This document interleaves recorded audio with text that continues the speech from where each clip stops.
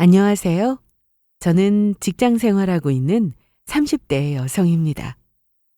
최근에 주변의 또래 지인들 결혼 소식이 자주 들려와서 요즘에는 주말마다 결혼식 간다고 바쁜 것 같아요.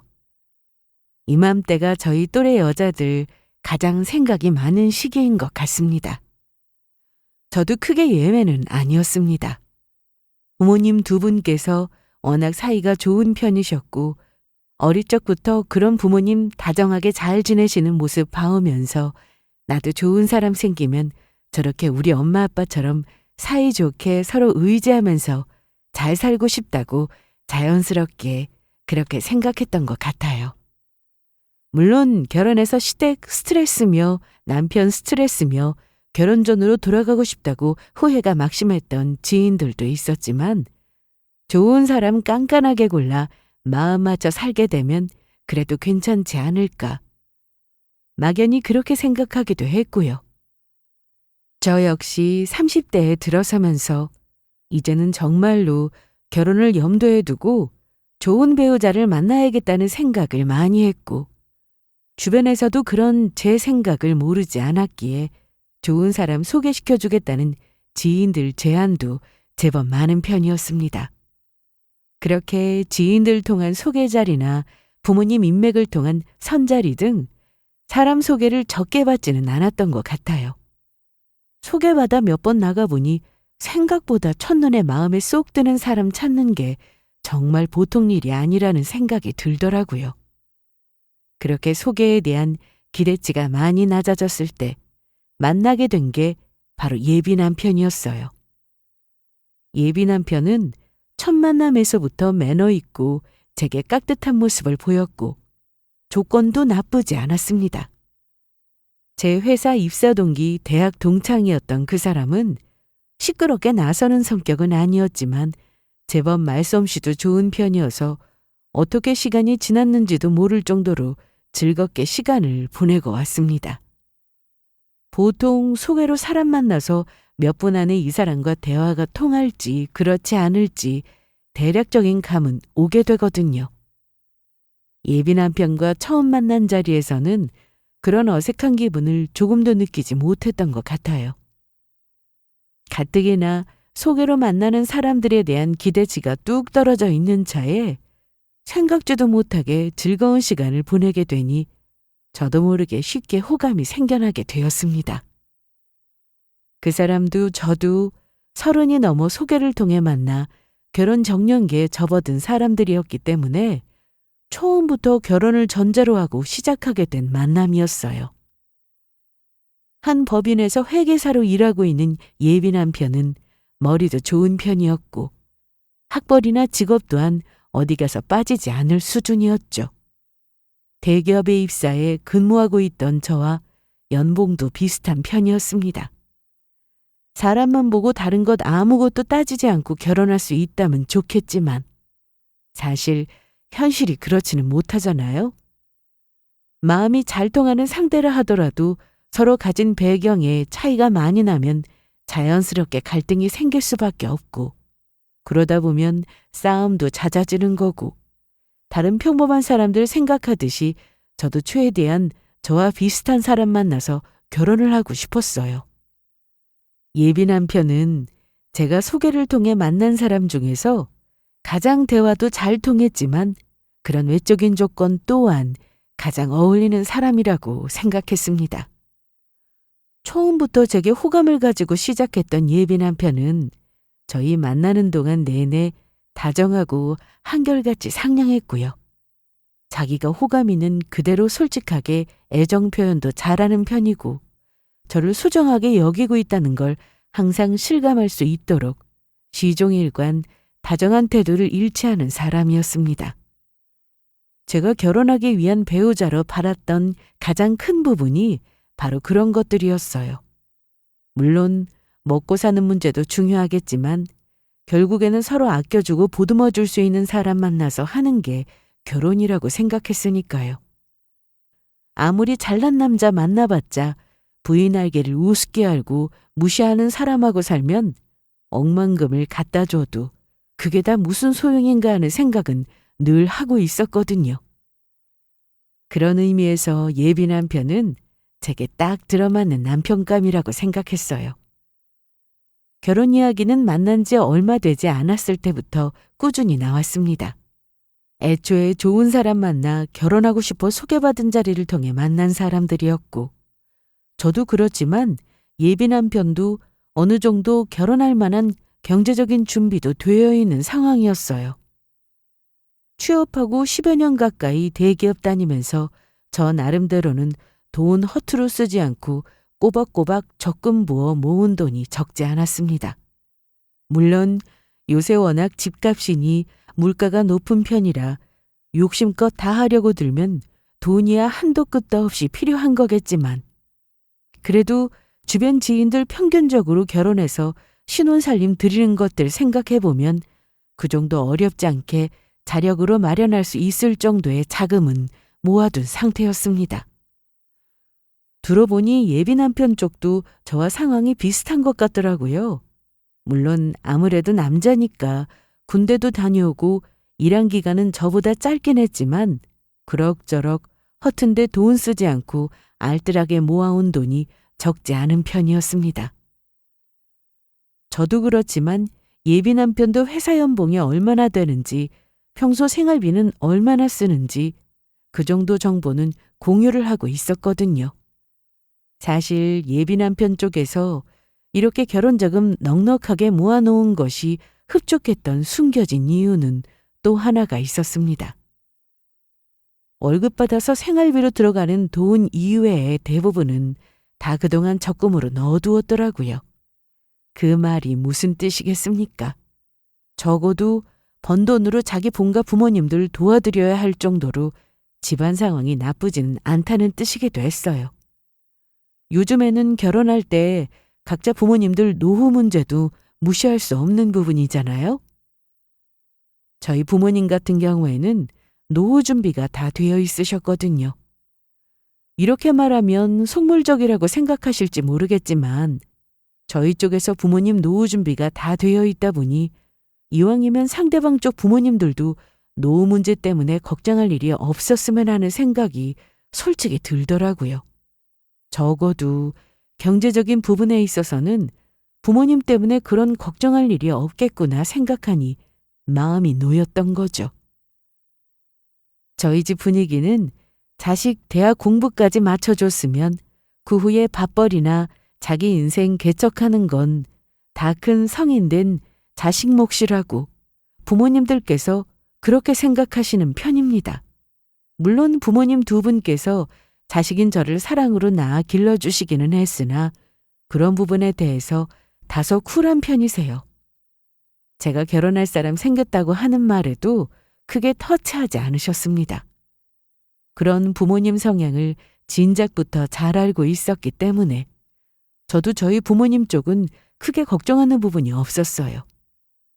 어차피 예비 남편과 저 지금까지 벌어모은 걸로 결혼 준비할 거라고 당연히 그렇게 생각하고 있었고, 저희 부모님께서 사익간 트집 잡으며 감나라 배나라 하실 성격도 아니셨으니 결혼 문제로 저희 집 일 때문에 딱히 걸림돌이 될 부분은 없으리라는 건 이미 알고 있었죠. 걱정되는 건 예비 시댁 쪽이었습니다. 우리 집에서는 나 30 넘자마자 너 장가는 언제 갈 생각이냐며 벌써 몇 년째 들들 볶으셨거든. 요새 세상에 남자 나이 30이면 결혼 정년기로 치지도 않는다고 그렇게 말씀드려봤자 씨알도 안 먹혀서 얼른 며느리감 되려고는 알리셨으니 자기 데리고 가는 것만 해도 우리 집에서는 두 팔 벌려 환영해 주실걸? 예비 남편이 그렇다고 하니 그나마 다행이라고 생각하기는 했지만 그건 예비 남편 입장인 거고 또 며느리 될 제 입장에서는 막상 예비 시부모님 만나 뵈면 어떻게 될지는 모를 노릇이었죠.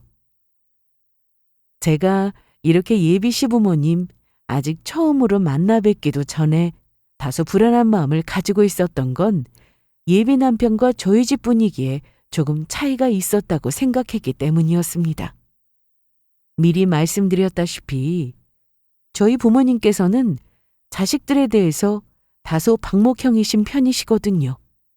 부모로서 자식에게 해주어야 할 것들은 확실하게 해주시는 분들이셨지만 그걸 가지고 자식에게 과다한 기대를 하거나 자식을 휘두르려고 하시는 분들은 아니셨거든요.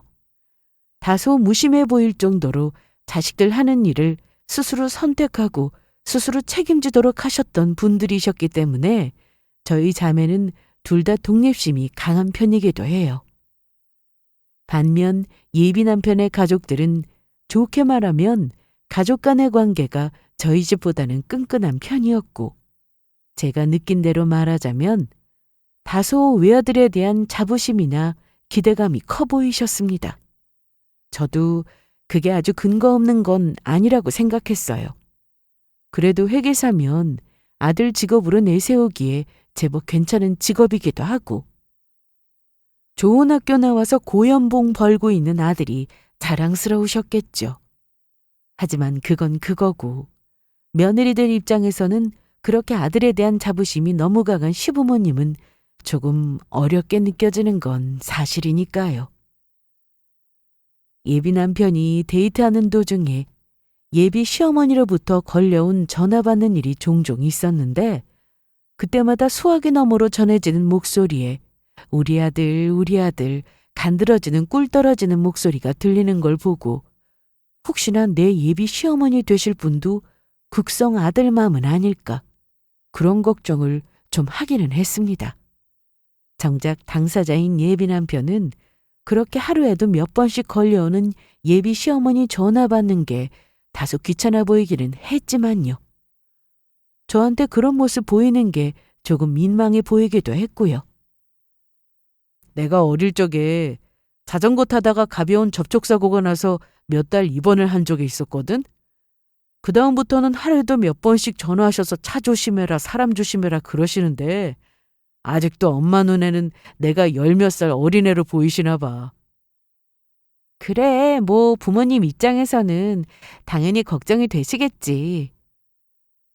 저도 그렇게 생각하면서도 이제 30줄에 접어든 다 큰 자식에게 하기로는 관심이 조금 과하지 않았나. 그땐 그 정도로만 생각했던 것 같아요. 구체적인 저희 결혼 계획이 나오고 나서 당연히 양가 어른들께도 인사를 드렸습니다. 예비 남편은 다니고 있던 회사에서 본가까지 거리가 좀 있는 편이라 따로 독립해서 나와 자취를 하고 있었고, 저는 부모님과 언니와 함께 사는 저희 본가에서 출퇴근을 하고 있었어요. 직장인 커플들 평일 데이트하기 힘들기야 다들 마찬가지니까 출퇴근 시간에 잠깐 얼굴 보려고 예비 남편이 종종 저 데리러 저희 본가까지 오고는 했어요. 그 덕에 구체적인 결혼 계획 세우기 전에 벌써 저희 부모님과 언니 그리고 예비 남편은 안면을 익힌 상태였고요. 신혼 확실하고 저하고도 성격 잘 맞아 보이고, 그렇게 예비 남편 좋게 봐주신 덕에 저희 부모님께서 종종 식사 초대도 해주셔서 가족 간 정식 인사도 다 마친 상황이었고요. 그래서 저희 결혼 이야기 나왔을 때 따로 인사를 드리기는 했어도 그런 자리가 어색하지는 않았습니다. 어차피 다들 이미 알고 있는 사이이기도 했고요. 그런데 예비 시댁은 그게 아니잖아요. 예비 남편, 예비 시어머니와 통화할 때 전화상으로나마 몇 번 인사를 드리기는 했지만 얼굴을 뵙는 건 결혼 이야기 나오고 난 이후에 처음이었습니다. 예비 시어머니는 평생 전업주부로 살아오셨다고 했고, 예비 시아버지는 작은 사업체를 운영하고 계신다고 했습니다. 말이 사업이지. 주로 하청 때 와서 일하시고 직원들도 몇 명 안 되는 작은 사무실 수준이야. 그래도 그걸로 평생 우리 가족들 다 건사하시고 나 뒷바라지도 다 해주시고 우리 아버지도 고생 참 많이 하셨지 뭐. 게다가 이미 예비 남편이 자기 본가 쪽 노후에 관해서는 제가 크게 걱정할 것 없다고 했던 걸 보면 그래도 두 분 여생 지내실 만큼의 여유는 있으신 것 같으니 그러면 내가 더 바랄 게 있겠나 하는 생각이었어요. 처음부터 부모님 덕 보려고 했던 결혼도 아니었으니까요. 저희 부모님한테서 대단한 도움 기대하지 않았던 것처럼 상대 집안에도 마찬가지였고요. 그저 서로 크게 성격 부딪히는 일 없이 결혼해서 원만한 관계로 지낼 수 있길 바라는 것. 그저 그것 하나뿐이었습니다. 그렇게 예비 시부모님 처음 뵙는 자리가 만들어졌어요. 고급 한식당에 예약한 방에 들어오시는 예비 시어머니 모습은 그야말로 위풍당당했습니다. 머리끝부터 발끝까지 고가의 명품으로 치장한 모습에서는 결혼한 의지 같은 것마저 느껴질 지경이었습니다. 물론 하나 있는 아들 장가 보내려 며느리 될 사람 처음 만나는 자리이니 차림새에 신경을 쓴 것이야 당연하겠지만 그런 것과는 뭔가 결이 달랐어요. 화려하게 값비싼 것들로 치장한 모습에서 예비 며느리감에게 만만하게 보이지 않겠다는 결연한 의지가 느껴질 정도였습니다. 솔직히 제가 첫 만남 이전에 다소 걱정을 했던 것도 예비 시어머니와의 그 짧은 통화에서마저 우리 아들 하시면서 아들의 여자친구를 경계하는 듯한 다소 목소리가 날석에 느껴졌기 때문이었는데요. 그때는 그저 아직 얼굴도 보지 못한 예비 며느리와의 통화가 어색해서 아직 익숙지 않아서 그러신 걸 거라고 애써 좋게 생각하려고 노력했는데 아무래도 그게 아니었던 모양이에요. 반면 뒤이어 들어오신 예비 시아버지는 말쑥한 차림이셨지만 화려한 예비 시어머니 차림에 비해서는 검소하고 단정해 보였습니다.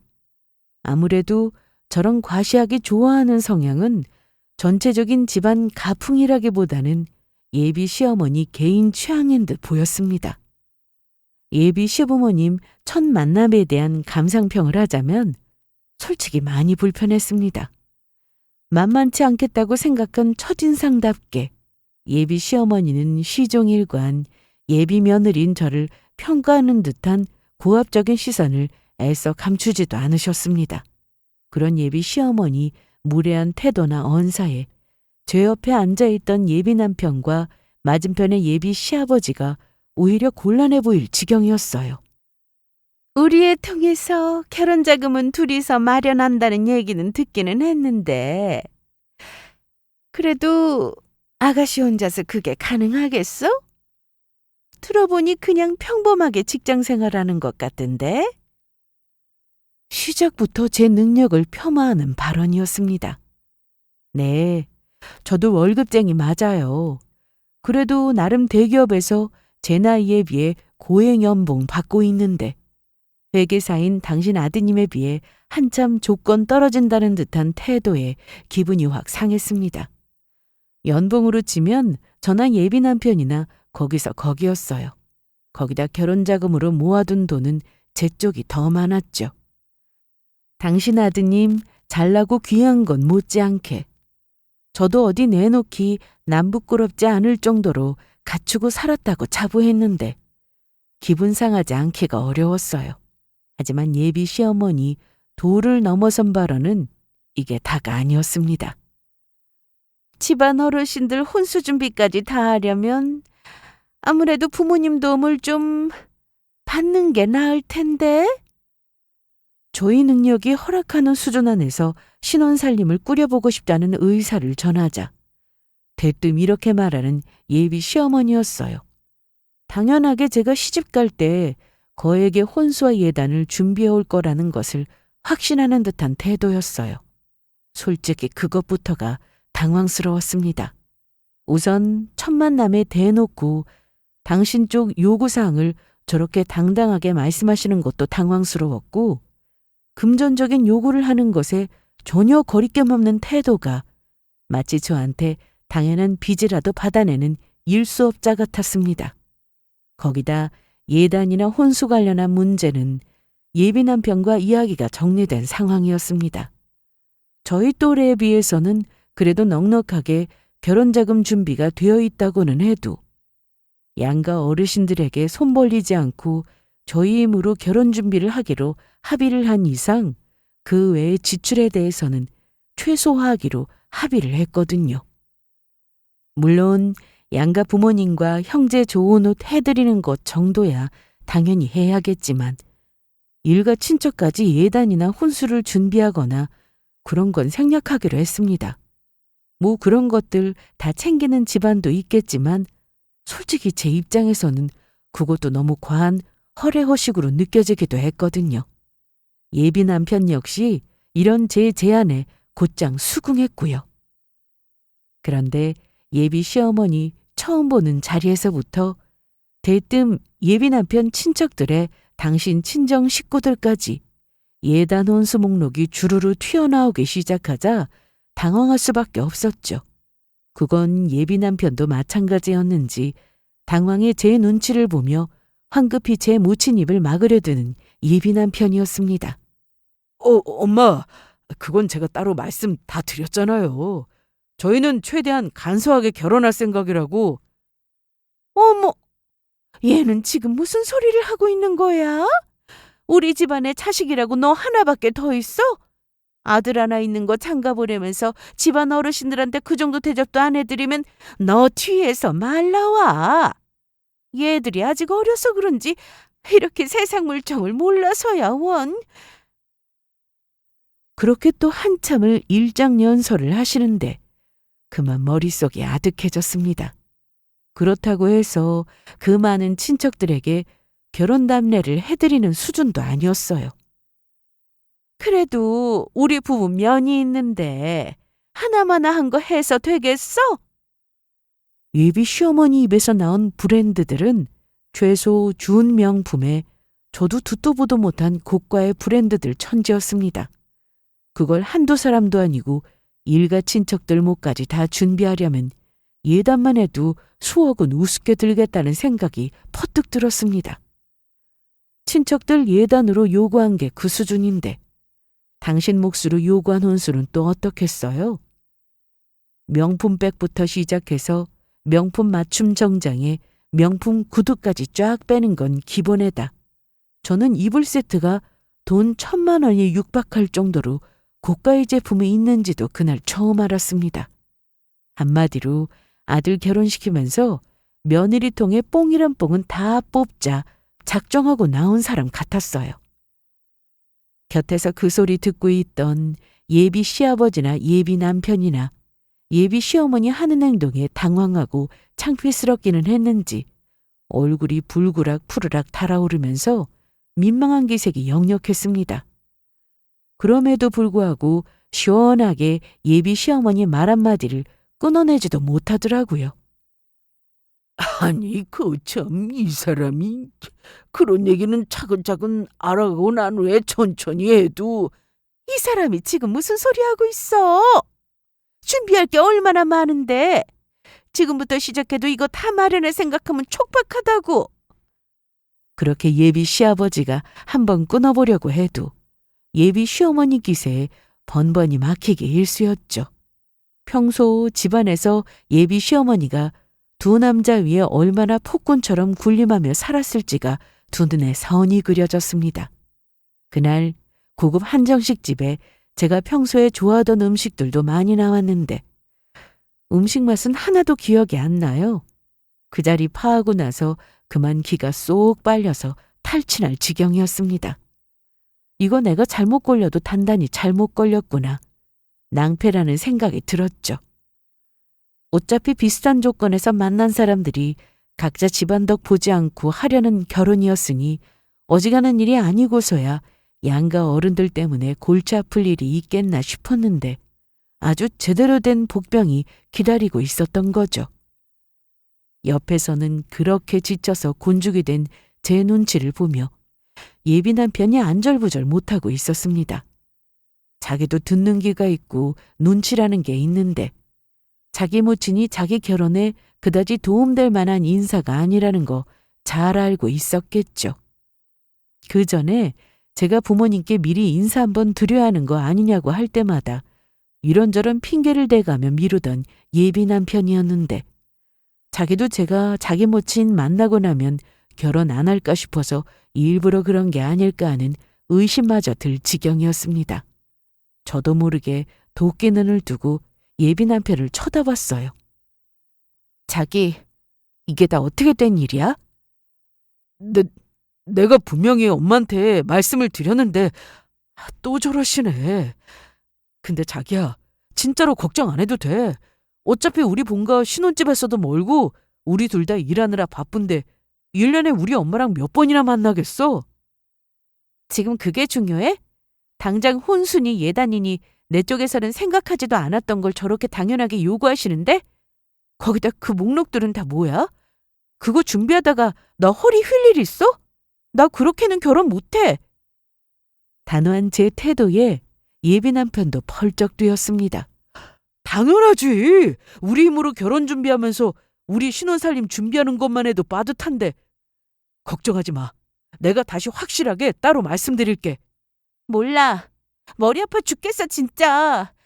자기가 그렇게 이야기해봤자 중간에서 다 내가 이간질 시켰다고 생각하실 텐데. 아니야, 아니야. 그런 말 안 나오도록 내가 중간에서 눈치껏 진짜 잘할게. 설마 하니 내가 그 정도 눈치도 없이 굴겠어? 그렇게 모든 일 자기가 해결하겠다고 득달같이 저를 설득하고 드는 예비 남편이었습니다. 솔직히 저는 속으로 그런 생각도 했거든요. 예비 시어머니 계속 저런 식으로 말도 안 되는 요구하고 들 것 같으면 이 결혼 정말 진지하게 다시 생각해 봐야겠다 하고요. 제가 결혼해서 서로 의지하고 살 수 있는 사람 얻으려고 한 거지, 결혼해서 살면서 시어머니한테 한탁 뜯기고 속 부글부글 끓고 살 것 같으면 결혼해서 좋을 게 뭐가 있어요? 그러니 예비 남편 입장에서도 제 입에서 파혼 소리 안 나게 하려면 처신을 똑바로 해야겠다는 생각이 퍼뜩 들었겠죠. 어찌되었든 중간에서 예비 남편이 예비 시어머니를 어찌 구워 삶았는지까지는 저도 잘 모르겠지만 그 이후 예단이니 혼수 얘기가 더 나오지는 않았습니다. 물론 저를 쳐다보는 예비 시어머니 눈초리가 곱지 않은 걸로 봐서는 그 원흉을 누구라고 생각하고 있는지는 뻔했지만 그것까지 신경 쓰고 싶지는 않았어요. 제가 예비 시어머니 한 번 만날 때마다 지친 기색이 역력해질수록 옆에서 슬슬 눈치를 보며 평소보다 더 극진히 제 수발을 드는 예비 남편 봐서 제 딴에도 많이 눌러 참았습니다. 그렇게 생각지도 못했던 복병 때문에 속을 끓이면서도 정작 저희 엄마 아빠 걱정하실까 봐 말씀도 못 드려서 더 답답하게 느껴졌어요. 결혼을 차라리 엎을 거면 또 모르겠는데 이왕 할 결혼 시어머니 될 자리가 그런 사람이라는 것까지 알면 저희 부모님 속이 편하시겠어요? 그렇게 눈에 넣어도 아프지 않은 우리 아들 말씀은 그나마 들으시는 건지 예비 며느리 그다지 마음에 들어 하지 않으면서도 대놓고 구박은 못하는 게 다행이려니 생각했습니다. 어차피 예비 남편 말 맞다나 결혼하고 나면 1년에 명절 때나 두어 번 찾아뵈면 그뿐이지. 자주 볼 뿐도 아닌데 괜히 사서 스트레스 받지 말자 그런 생각이었죠. 생각지도 못한 걸림돌은 양가 부모님 상견례 일정 이야기가 나왔을 때 예기치 못하게 튀어나왔습니다. 예, 상견례는 우리 집에서 하는 게 어떠니? 예? 아니, 양가 사돈 처음 만나는 자리에 저희 부모님을 대뜸 당신 집으로 부르시겠다는 거예요. 여러분, 이게 상식적으로 말이 됩니까? 저도 그 집 가봤지만 나름대로 깔끔하게 관리를 잘했다고는 해도 그냥 일반 가정집이었습니다. 양가 집안 상견례 하면서 그런 경우는 듣도 보도 못했어요. 당연히 격식 있는 자리 예약해서 서로 인사 나누는 자리인데 예비시댁에서 밥을 먹어요? 그 집 식탁이 큰 것도 아니고 그 사람들 다 수용하려면 뭐 거실에 상이라도 펴고 처음 만나는 양반들끼리 양반다리라도 하고 서로 마주 앉아 밥이라도 먹자는 소리예요? 그만 어처구니가 없어졌습니다. 당신 어머니 정말 왜 저러셔? 어머니도 번거로우실 일을 대체 왜 만드시냐고. 그냥 깔끔한 한식당 하나 잡아서 하면 될 걸 왜 저렇게 이상한 고집을 피우시냐고. 자기야, 자기가 이번 한 번만, 딱 한 번만 접어주면 안 될까?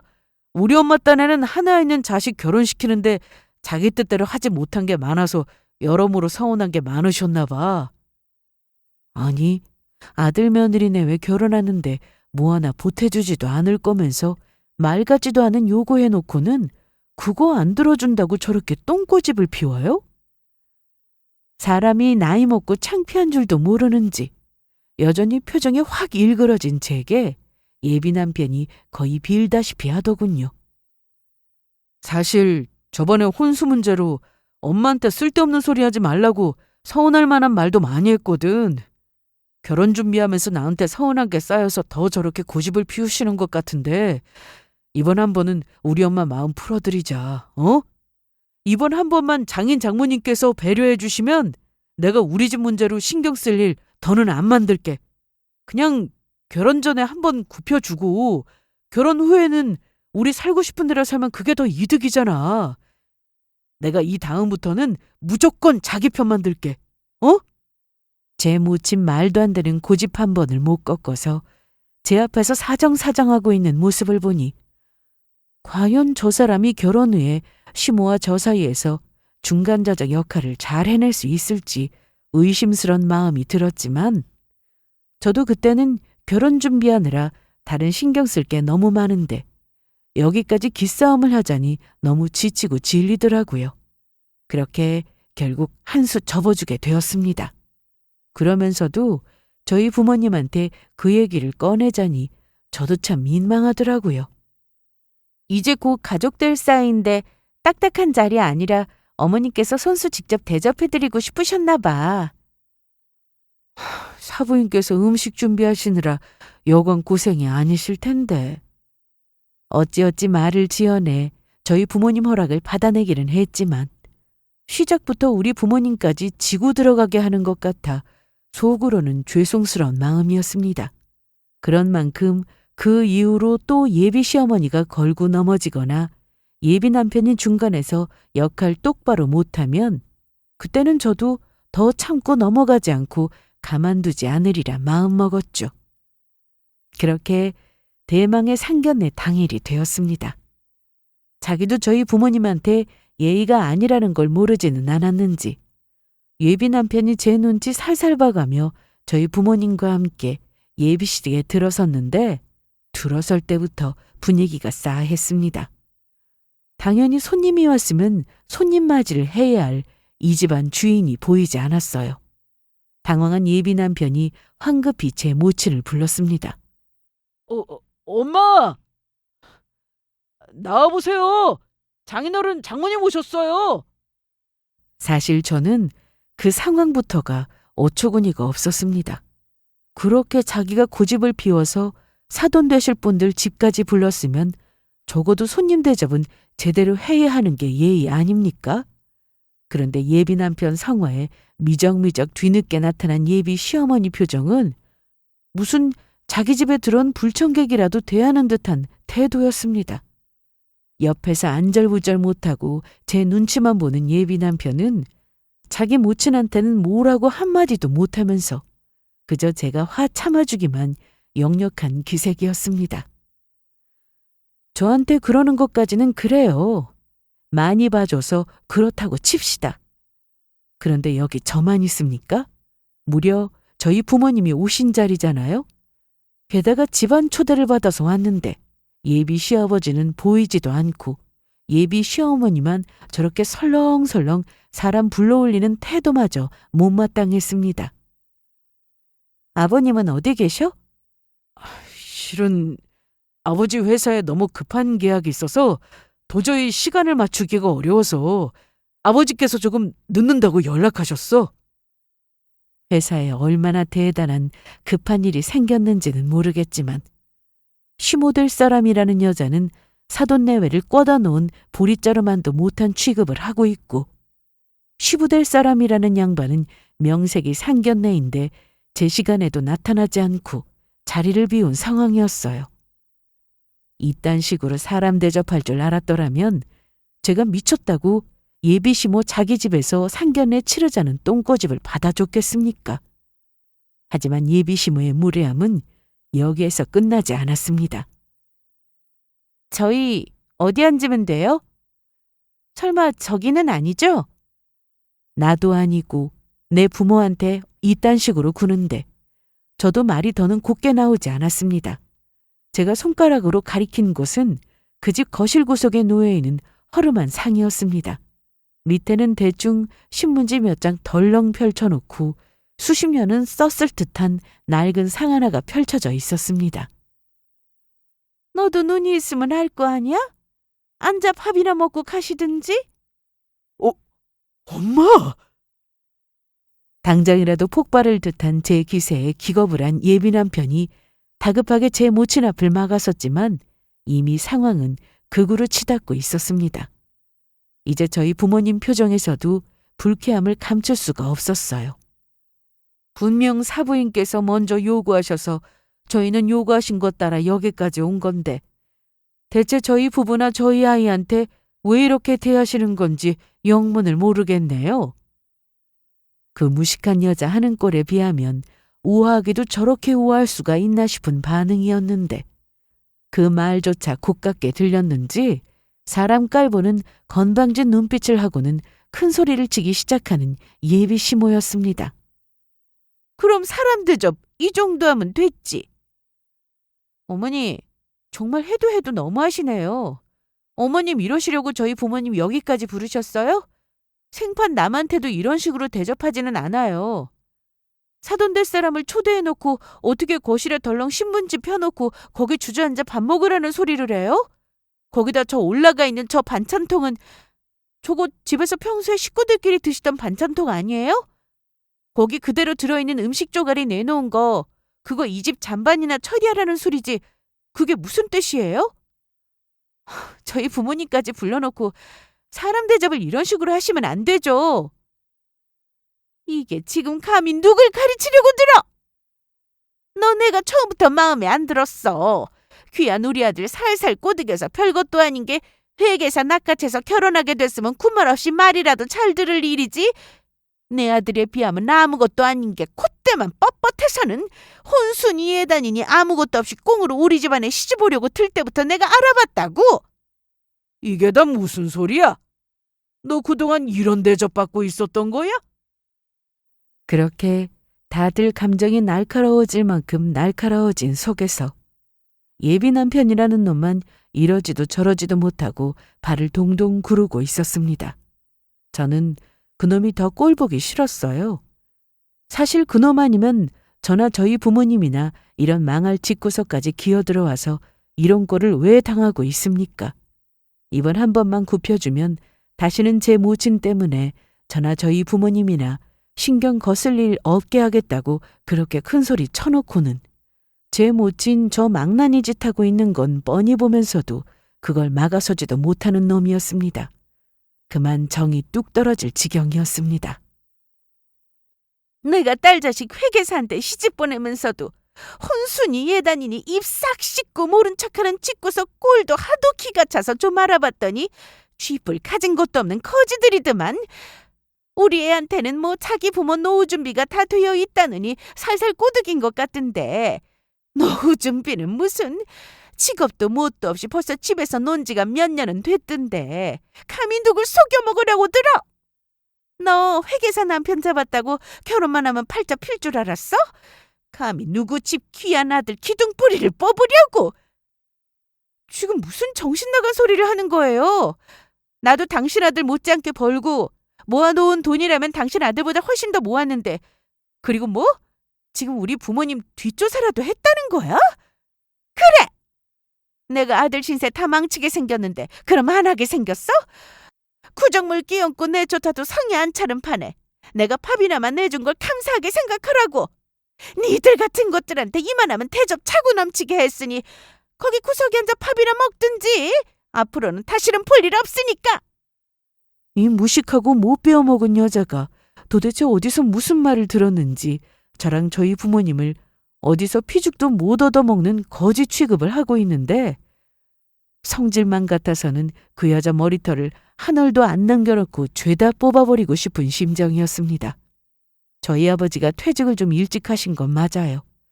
하지만 노후 준비 제대로 되어 있다는 그 말은 한 채의 거짓도 없는 말이었습니다. 그런데 어디서 남의 집 사정을 어떻게 들쑤시고 다녔는지 저희 아버지 능력이라고는 하나도 없는 백수 취급하면서 근근히 먹고 사는 사람 취급을 해요? 이건 도저히 그냥 넘어가 줄 수가 없는 일이었어요. 차라리 제가 그렇게 마음에 들지 않으면 저한테 파혼하라고 얘기를 하든지, 어떻게 제 부모를 이 집구석까지 끌어들여서 이따위 대접을 할 수가 있단 말입니까? 그동안 저도 많이 참아줬죠. 저 정신 나간 여자 말리지도 못하는 저 모자란 놈하고 파혼을 할 땐 하더라도 저 여자한테 제대로 갚아주지 않으면 속이 뒤집혀서 이대로는 못 나가겠다 싶더라고요. 그렇게 저 미친 여자 막말해댄 지 10분이나 되었을까. 일 생겼다며 코빼기도 보이지 않았던 예비 시부가 허둥지둥 집 안으로 들어왔습니다. 이미 상황은 파국으로 치달았고 서로 죽일 듯이 노려보고 있는 그 여자와 저희 가족들 사이로 예비 시부가 땀을 닦으며 저희 부모님께 인사를 건넸습니다. 아이고, 죄송합니다. 제가 일이 너무 급해서 이런 결례를. 그렇게 정신없이 들어서던 예비 시부가 이윽고 고개를 들어 저희 아버지 얼굴을 쳐다봤습니다. 저희 아버지 얼굴을 확인한 그의 얼굴이 사색이 되어버렸어요. 아니, 대표님이 저희 집엔... 아니, 이 누추한 곳에 대표님이 어쩐 일로... 대표님? 대표님, 저 기억하시죠? 그렇지 않아도 찾아뵙고 싶었는데 요즘 뵙기가 너무 어려워서... 눈에 띄게 저희 아버지에게 굽신거리는 자기 남편을 보면서 그 여자 표정이 이상하게 일그러지기 시작했습니다. 당신 지금 뭐 하는 거야? 정 사장? 정 사장이 정서방 아버지였어? 정서방은 무슨 이따위 빌어먹을 집구석에 우리 애 보낼 일도 없을 텐데. 순식간에 또다시 분위기가 험악해졌습니다. 그제야 예비 시부 눈이 제 집 거실 구석에 처박힌 거지 밥상도 못한 꼴의 밥상에 꽂혔어요. 차마 믿기지가 않는다는 듯 새하얗게 질려버린 얼굴로 예비 시부가 말했습니다. 당신 설마... 뭘 설마야? 내가 판 다 깔아놨더니 뒤늦게 들어와서는 상황을 엉망으로 만들고 있어? 쥐뿔도 없는 거지 주제에 내 귀한 아들 홀랑 훔쳐가려는 것들 주제 파악 시켜놨더니? 거의 못다 물어? 예비 시부가 경악해서는 그 여자를 윽박질렀어요. 평소에 제 마누라 앞에서 기도 못 펴던 것과는 달리 당장이라도 달려들어 한 대 칠 듯한 기세에 그 망아지 같은 여자도 순간 당황해 주둥이를 닫았습니다. 이분이 어떤 분이신 줄 알고... 아무리 아나무인이어도 그렇지 집안을 망하게 하려고 작정을 했어, 이 여편 내가. 그게 무슨 소리야? 우리 회사 계약 결정권자가 이분이시라고. 당신 남편 몇 날 며칠을 죽을 똥 싸가며 쫓아다니는 게 다 거기 일 성사시키려고 그러던 건데 도움이 되지 못할 망정 이 여편 내가 죄를 부려? 네, 퇴직했다는 소리만 들었으니 그 무식한 여자가 저희 아버지가 영락 없는 은퇴한 뒷방 늙은이인 줄 알았나 보죠.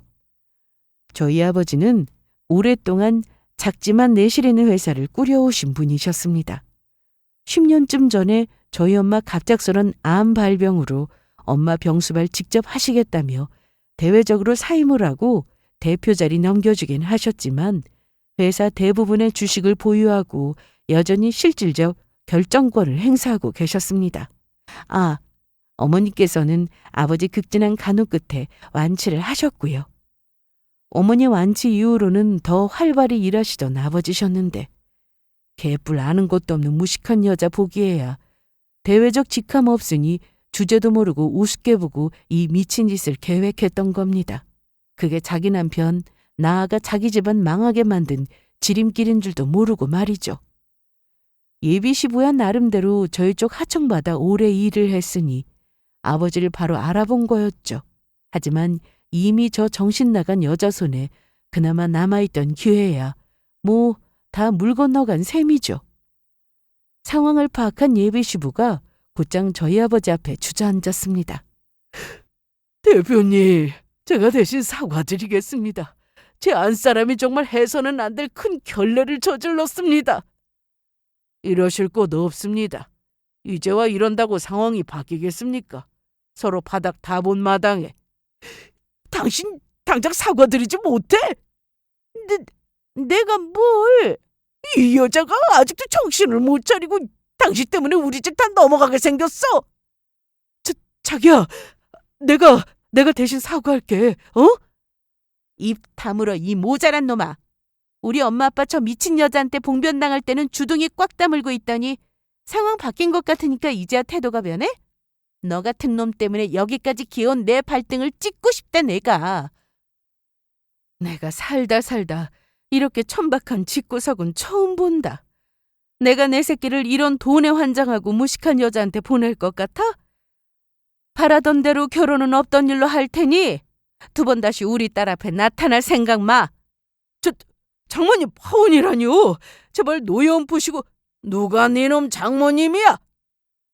처댈 사람이 모친한테 저런 대접을 받고 있는데 아무것도 못하는 등신 같은 놈, 내 딸 절대 못 준다. 아이고 대표님 죽을 죄를 지었습니다. 제발 한 번만 용서해 주세요. 한 명만 살려주십시오. 당신 이리 안 와? 아이고 왜 이래? 눈 돌아간 예비시부가 강제로 예비시모 무릎까지 꿇렸지만 고작 저 천박한 여자 무릎으로 해결될 일이 아니었습니다. 저 여자 무릎이 무슨 가치가 있다고요? 더 들을 것도 없다. 나 참 더러워서. 그렇게 시원하게 침 한 번 뱉어주고 그 상종 못할 집구석을 나섰습니다. 예비 시부고 예비 남편이고 무릎으로 기어나오며 울며불며 통사정을 했지만 불결하고 더러워서 두 번 다시 돌아볼 생각조차 들지를 않았어요. 그렇게 저는 그 집구석과의 모든 관계를 청산했습니다. 결과적으로 예비 시부 회사와의 거래도 끊겼습니다.